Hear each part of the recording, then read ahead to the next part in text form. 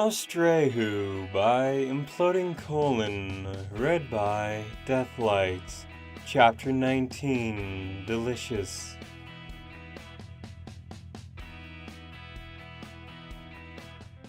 The moon was bright, luminous, and pale. However, it still hadn't reached its full phase. Rainbow Dash took a deep breath. Sitting on a high branch, several feet above the sleeping caravan of ponies, she leaned back against the main trunk of the tree and ran her hoof up the golden pendant. She felt the glossy contours of the ruby lightning bolt just beneath the nape of her neck. Her ears twitched, as if expecting to hear a voice murmuring through the winds of the night at any moment. Silence regained, soliciting the brief spike in her heartbeat. She clenched her jaw, as if still reeling from the bizarre act of having talked out loud to so many ponies just an hour or two before. Rainbow Dash couldn't sleep. There was no point in pretending that she could. She had spent so much over the world that the rise and fall of the sun had become just an inconvenience, as all the other fine details of the landscape she barreled past. In fact, if she could do away with slumber, she would. It served to only cramp her style. Not only that, but on the few occasions that she had given to sleep, all that awaited her was a realm of grey layers, the foreboding currents of dreams. It was easy to pass a nocturnal, insomniatic tedium when she was alone, when all she had to commune with were the stars. But here, in the wake of hearing so many ponies talk and tell fantastic stories of the world, she could hardly sit still without wanting to take off and spin laps around the forest. It was chance meetings akin to this that reminded Rainbow Dash, deep down, that there was no way to shake the fact that she was a social pony.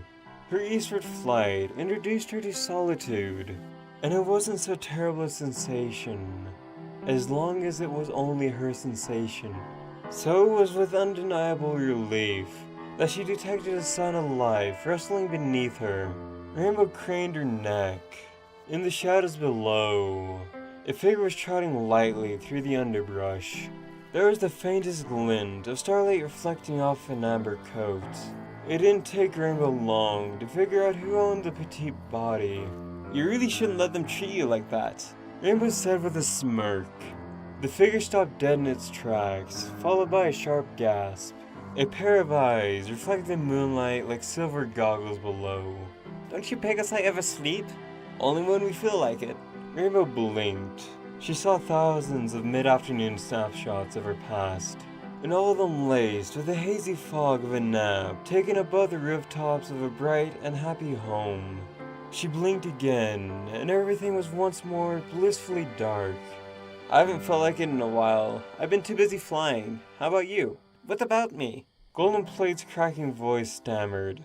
"Are you taking a running start? You have to have wings if you want to fly off the mountain's edge." "Wow, you Celestians are really full of it." "Equestrians," Rainbow Dash corrected. "And I'd rather be full of it than spilling it out all over the place." She glanced down, further from the branch. "Seriously, isn't it late for a stroll? I was returning to camp." "Returning from what? What do you think?" "Oh, I guess I'm not the only one who's full of it." "Whatever, I'm going back to camp." He started trotting away. Rainbow yawned and leaned back in her branch. "I still think you shouldn't let them treat you like crud." His hooves span in the dirt as his figure glanced up to face her. "Hey, this caravan depends on me. I only take this snack because if I left them, they'd all starve or dehydrate, or even worse." "Sounds like a rather selfless task you got. Do they ever thank you?" "Why do you care?" Rainbow Dash glanced aside. A sliver of moonlight glinted off her pendant. "Because, where I come from, loyalty is never something that goes unrewarded." "Then what are you doing here, so far from home?" For once, Rainbow Dash went silent. Goldplate sighed. "Look, I'm sorry. You were kind enough to give us fire. You don't need me griping." "Who's griping?" "I just..." Goldplate's shadow shifted. There was a lasting rustle of leaves, and he muttered, "I've got friends back in Windthrow, and they're depending on the shipment we're making. It bugs me that we've taken so long to get back there. Full Trout's not the expert guide he used to be. Time's catching up with him." If this was a trip being made a year ago, we would have been back by now. It doesn't seem like he's gotten much help, Rainbow said. He's got a hardy bunch of ponies in his caravan, but they don't seem to put the muscle into it. It's not that. These shipments, they only help Winthrop for a short time. Help with what? Goldplate didn't answer that. Instead, he gazed up and muttered, "You're a Pegasus. Is it true what they say, that you'd be able to make the sky rain?" "Technically, it's the clouds that make rain, and even then," Rainbow smiled, "it would take way more than just one born and raised Cloudsdalian like me to make water high enough in the sky to rain back down to the world." She leaned her head aside. "Why you ask?" No reason."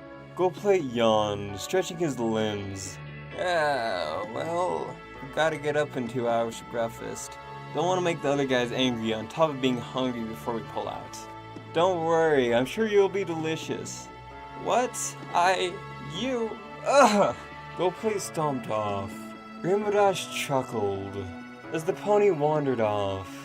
As she once again sat alone on the treetops, she found her smile fading away under a sudden crusade of shadows, as if all the many miles behind her were bunching up onto her shoulders. The sheer weight drove her breath out in a long sigh, as she once again found herself gently caressing the cold metal frame of her pendant around her neck. The stars took their sweet time dying out.